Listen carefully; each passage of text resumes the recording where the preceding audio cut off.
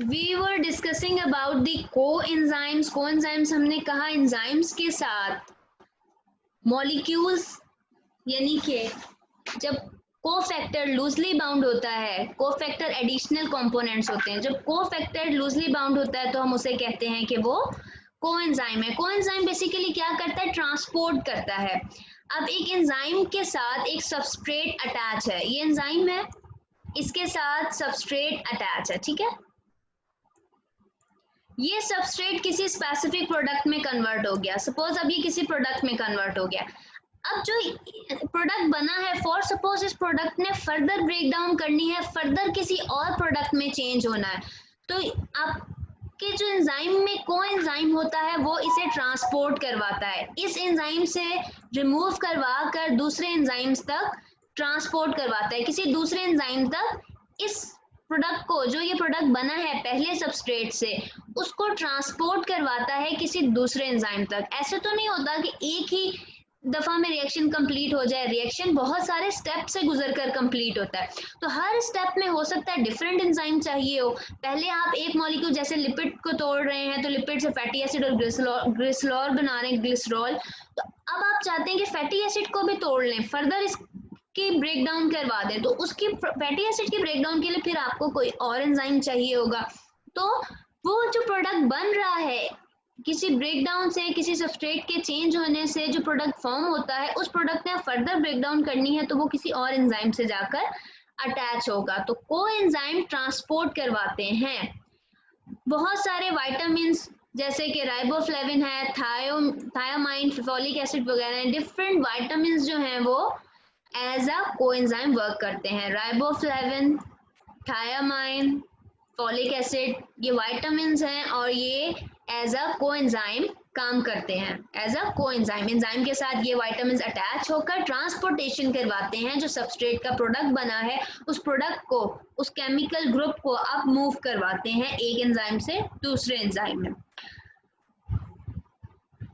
Enzyme जो है वो काम कर रहा है और बहुत सारे स्टेप से गुजर रहा है, ठीक है। बहुत सारे मेटाबॉलिक पाथवेज हैं जिसमें बहुत सारे एंजाइम्स काम कर रहे हैं। एक पाथवे सीधा सीधा ये तो नहीं है कि एक सिंपल रिएक्शन हो गया, डिफरेंट पाथवेज होंगे, डिफरेंट रिएक्शंस हो रहे होंगे, तो उसमें एंजाइम्स जो हैं वो प्रोडक्ट जो बना रहे होते हैं वो दूसरे एंजाइम तक जाता है, फिर वो एज अ सबस्ट्रेट काम करता है, फिर उस सबस्ट्रेट से फिर एक नया प्रोडक्ट बनता है। इस तरह ये एक चेन रिएक्शन की फॉर्म में कि एक एंजाइम से दूसरे एंजाइम में, दूसरे से तीसरे में मूव करता रहता है, जब तक फाइनल ब्रेक डाउन नहीं हो जाती, जब तक फाइनल प्रोडक्ट नहीं मिलता। तो ये एक मेटाबॉलिक पाथवे होता है जिसमें एंजाइम सबस्ट्रेट से अटैच होता है, उसे प्रोडक्ट में कन्वर्ट करता है। अब जो प्रोडक्ट बना है, हो सकता है वो प्रोडक्ट किसी और एंजाइम के लिए अब सबस्ट्रेट हो, फिर वो एंजाइम उस सबस्ट्रेट से अटैच होगा, फिर उसे प्रोडक्ट में कन्वर्ट करेगा। अब जो प्रोडक्ट बना है वो हो सकता है अब किसी और एंजाइम के लिए सबस्ट्रेट हो, तो ये रिएक्शन चलता रहता है। यानी कि जैसे कि कोई सबस्ट्रेट था, एंजाइम के साथ अटैच हुआ, प्रोडक्ट बनाया,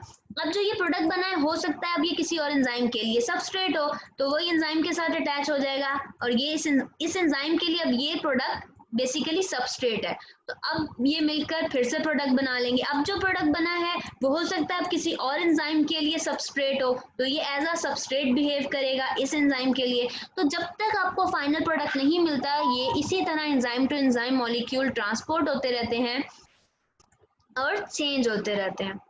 नेक्स्ट बात करते हैं यूजेस ऑफ एंजाइम के। यूजेस ऑफ एंजाइम, एंजाइम के यूजेस क्या हैं, हम पढ़ तो रहे हैं, कैरेक्टरिस्टिक्स ये हैं और जिस तरह से काम करता है ये नेचर है। अब बात करते हैं यूज क्या है। फूड इंडस्ट्री में एंजाइम यूज होते हैं, आपने ब्रेक डाउन करवानी है स्टार्च की सिंपल शुगर्स में, तो कौन हेल्प आउट करते हैं, एंजाइम। जैसे कि वाइट ब्रेड वगैरह है, बंस वगैरह है, इनकी प्रोडक्शन के लिए हेल्प आउट करते हैं एंजाइम्स, तो फूड इंडस्ट्री में एंजाइम्स हेल्प आउट करते हैं। ब्रूइंग इंडस्ट्री कहते हैं जिसमें बियर्स वगैरह बनती हैं, तो बियर वगैरह जहाँ बनती है, अल्कोहल्स वगैरह, उन इंडस्ट्रीज में भी एंजाइम्स काम करते हैं। ब्रेक डाउन करवानी है स्टार्च की, प्रोटीन्स की, तो आपको पता है यीस्ट के जरिए फर्मेंटेशन होती है, तो इन मॉलिक्यूल्स को ब्रेक डाउन करवा कर यीस्ट से फर्मेंटेशन करवा के अल्कोहल्स वगैरह प्रोड्यूस की जाती हैं। Fermentation of starch glucose form the alcohol, alcohol बनाने में हमें काम आती हैं शुगर्स जो होती हैं, स्टार्च जो है, कार्बोहाइड्रेट्स जो हैं, वो हमें हेल्प आउट करते हैं शुगर की प्रोडक्शन में और शुगर की प्रोडक्शन, सॉरी, अल्कोहल की प्रोडक्शन में। और प्रोसेस क्या होता है, फर्मेंटेशन। और फर्मेंटेशन किसके जरिए होती है, यीस्ट के जरिए, और यीस्ट क्या है, एक एंजाइम है। नेक्स्ट बात करते हैं पेपर इंडस्ट्री की। पेपर इंडस्ट्री में भी एंजाइम यूज होते हैं, स्टार्च को कन्वर्ट करते हैं पेपर में, एंजाइम्स स्टार्च को कन्वर्ट करते हैं पेपर में। जो स्टार्च होता है वो विस्कस सा होता है, ठीक है, उसकी विस्कोसिटी को कम करते हैं एंजाइम। अगर विस्कस होगा पेपर, उसकी विस्कोसिटी ज्यादा होगी तो आप उस पर लिख नहीं सकते। आपने पढ़ा है कि फ्रिक्शन की वजह से आप पेपर पर लिखते हैं, तो पेपर में अगर विस्कोसिटी ज्यादा होगी, फ्रिक्शन नहीं होगी, तो आप पेपर पे नहीं लिख सकते। तो पेपर बनाने के लिए स्टार्च को कन्वर्ट किया जाता है, विस्कोसिटी उसकी रिमूव की जाती है और उसे फिर पेपर में कन्वर्ट किया जाता है। क्लियर है? तो पेपर इंडस्ट्री में एंजाइम्स यूज होते हैं। बायोलॉजिकल डिटर्जेंट्स, ये डिटर्जेंट्स, ये वॉशिंग पाउडर, ये वॉशिंग सोप्स वगैरह होते हैं, उनमें भी एंजाइम्स यूज होते हैं। प्रोटीएज एंजाइम यूज होता है डिटर्जेंट्स वगैरह में। प्रोटीन के जो स्टेन्स वगैरह लग जाते हैं, आपके कपड़ों पर कोई प्रोटीन के स्टेन्स लग जाते हैं, तो डिटर्जेंट्स में प्रोटीएज एंजाइम होता है, जिसकी वजह से वो स्टेन्स रिमूव होते हैं। एंजाइम्स ने ब्रेक डाउन करनी है, तो वो जो प्रोटीन के स्टेन्स लग गए हैं कपड़ों वगैरह पे, तो उनकी ब्रेक डाउन करवा के उन्हें कपड़ों से रिमूव कौन करवाते हैं, बायोलॉजिकल डिटर्जेंट्स, जो जिनमें एंजाइम प्रेजेंट होता है, जिनमें एंजाइम्स प्रेजेंट होते हैं। अमाइलेज एंजाइम भी प्रेजेंट होता है, आपके डिश वॉशिंग मटेरियल्स में भी एंजाइम प्रेजेंट होता है। कौन सा एंजाइम, अमाइलेज एंजाइम, जो कि रिमूव करता है स्टार्च वगैरह के रेजिड्यूज को। तो बायोलॉजिकल डिटर्जेंट्स में भी हमारे पास एंजाइम होते हैं। पेपर इंडस्ट्री में भी एंजाइम्स यूज होते हैं, ब्रूइंग इंडस्ट्रीज में भी एंजाइम यूज होते हैं, और फूड इंडस्ट्री में भी एंजाइम्स यूज होते हैं। ये कुछ यूजेस आपकी बुक में जो बताए गए हैं रिलेटेड टू एंजाइम्स। नेक्स्ट आते हैं factors affecting the rate of reaction. तीन मोस्ट इंपॉर्टेंट फैक्टर्स हैं जो एंजाइम के रेट पर इफेक्ट करते हैं, और भी फैक्टर्स होते हैं, बट हम 3 मोस्ट इंपॉर्टेंट फैक्टर्स डिस्कस करेंगे। आते हैं फर्स्ट वन, टेम्परेचर पे। टेम्परेचर कैसे इफेक्ट करता है? हर रिएक्शन के लिए आपको पता है एक स्पेसिफिक टेम्परेचर चाहिए होता है, स्पेसिफिक प्रेशर चाहिए होता है, स्पेसिफिक कंडीशंस चाहिए होती हैं। एंजाइम की एक्टिविटी के लिए भी एंजाइम जिस रेट पर मैक्सिमम काम करता है, एक स्पेसिफिक टेम्परेचर होता है वो, और उस टेम्परेचर को कहा जाता है ऑप्टिमम टेम्परेचर। ऑप्टिमम टेम्परेचर पर एंजाइम अपना काम मैक्सिमम करता है। एक ऑप्टिमम टेम्परेचर पर एंजाइम अपना वर्क मैक्सिमम परफॉर्म करता है। अगर उस टेम्परेचर से अबव होगा या टेम्परेचर से बिलो होगा तो एंजाइम की एक्टिविटीज इफेक्ट होंगी। Every enzyme works at its maximum rate at a specific temperature. Enzyme maximum काम करता है एक स्पेसिफिक टेम्परेचर पर। हाँ, ह्यूमन बॉडी का टेम्परेचर तकरीबन 37 डिग्री सेल्सियस होता है, तो एंजाइम के लिए ह्यूमन बॉडी में ये टेम्परेचर ऑप्टिमम टेम्परेचर है। अगर वही एंजाइम किसी और मैमल्स वगैरह में प्रेजेंट है जिनका बॉडी टेम्परेचर ज़्यादा हाई होता है, तो उस कंडीशन में एंजाइम का ऑप्टिमम टेम्परेचर कुछ और होता है।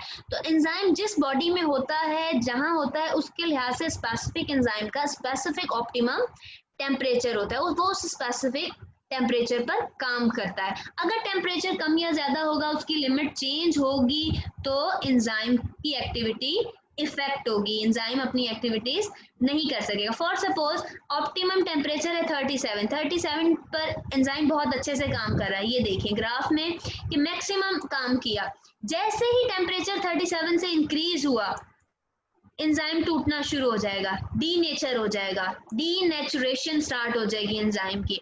टेम्परेचर अगर 37 से इंक्रीज कर जाएगा, जब तक 37 है एंजाइम अपना मैक्सिमम काम कर रहा है। ये एंजाइम की यहाँ तक मैक्सिमम वेलोसिटी थी कि एंजाइम ने रिएक्शन को इंक्रीज किया, काम किया, कैटालिसिस की। जैसे ही एंजाइम का टेम्परेचर इंक्रीज कर दिया, एनवायरनमेंट में टेम्परेचर इंक्रीज हो गया, तो एंजाइम डीनेचर होना शुरू हो जाएगा और ख़त्म हो जाएगा, डिस्ट्रॉय हो जाएगा, डीनेचुरेशन स्टार्ट हो जाएगी।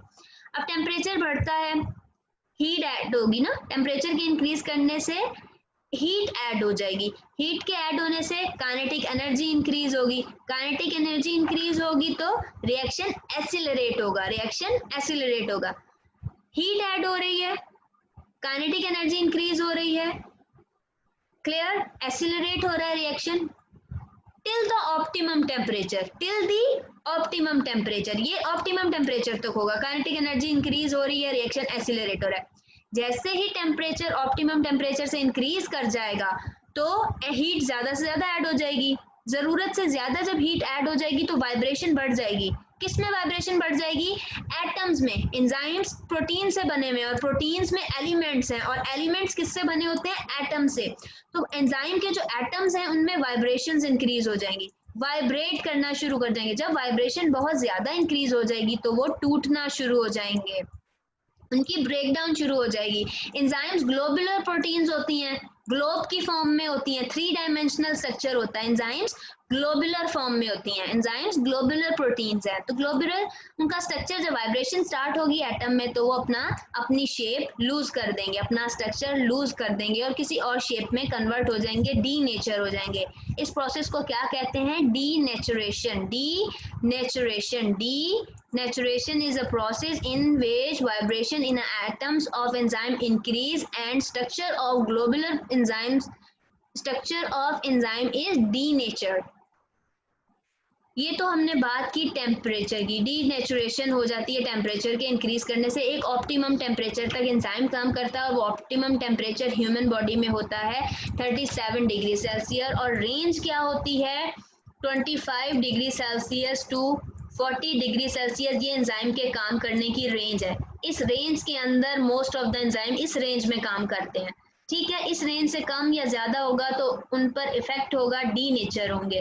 ये एक रेंज है और ह्यूमन बॉडी में ऑप्टिमम टेम्परेचर क्या है एंजाइम की एक्टिविटी का? 37 डिग्री सेल्सियस। ये एमसीक्यूज के लिए पॉइंट्स इंपॉर्टेंट होते हैं, ये याद रखिएगा। नेक्स्ट फैक्टर की बात करते हैं। नेक्स्ट फैक्टर हमारे पास आता है सबस्ट्रेट की कंसेंट्रेशन।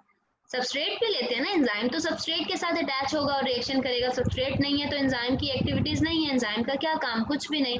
तो सबस्ट्रेट की कंसेंट्रेशन एंजाइम पर कैसे इफेक्ट करती है, अब हम वो डिस्कस करते हैं कि सबस्ट्रेट का इफेक्ट क्या होगा। सबस्ट्रेट, अब एंजाइम प्रेजेंट है, कुछ ना कुछ सबस्ट्रेट भी प्रेजेंट। सबस्ट्रेट इंक्रीज कर देंगे तो क्या होगा? रिएक्शन भी इंक्रीज।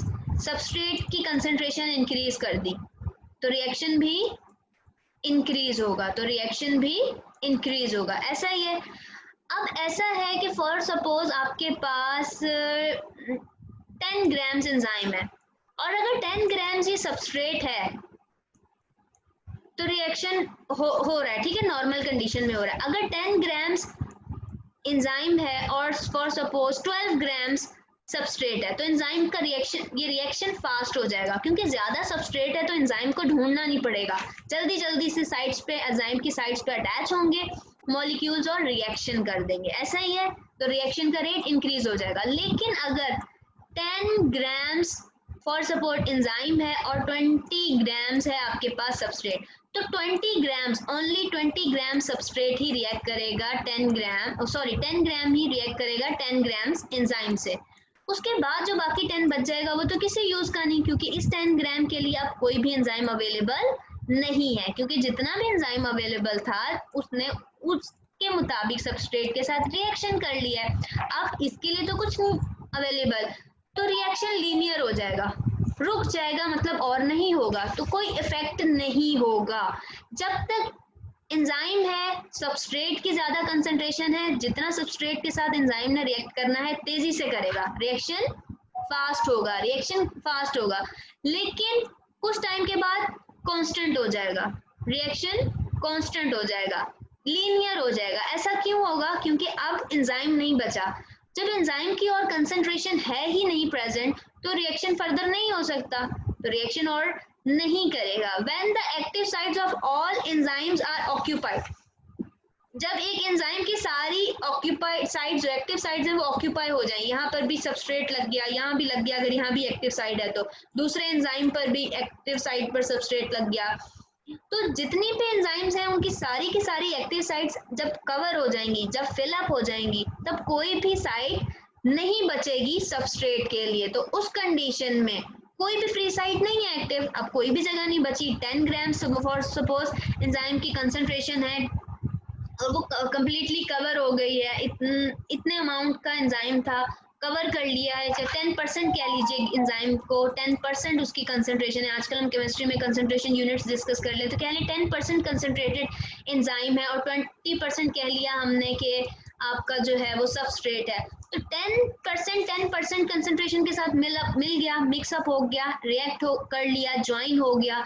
अब कोई साइड बची नहीं बाकी 10% के लिए, तो बाकी 10% तो वैसे ही रह जाएगा, तो रिएक्शन का रेट कांस्टेंट हो जाएगा, कुछ टाइम के बाद स्पीड अप होने के बाद फिर कांस्टेंट हो जाएगा, लीनियर हो जाएगा, क्योंकि अब फर्दर एंजाइम नहीं बचा। इस स्टेट को कहते हैं सैचुरेशन, इस स्टेट को कहा जाता है सैचुरेशन। डीनेचुरेशन की टर्म हम टेम्परेचर में यूज करते हैं कि डीनेचर हो जाता है जब कोई साइट नहीं बचती सबस्ट्रेट के रिएक्ट करने के लिए, तो इस स्टेट को कहा जाता है सैचुरेशन।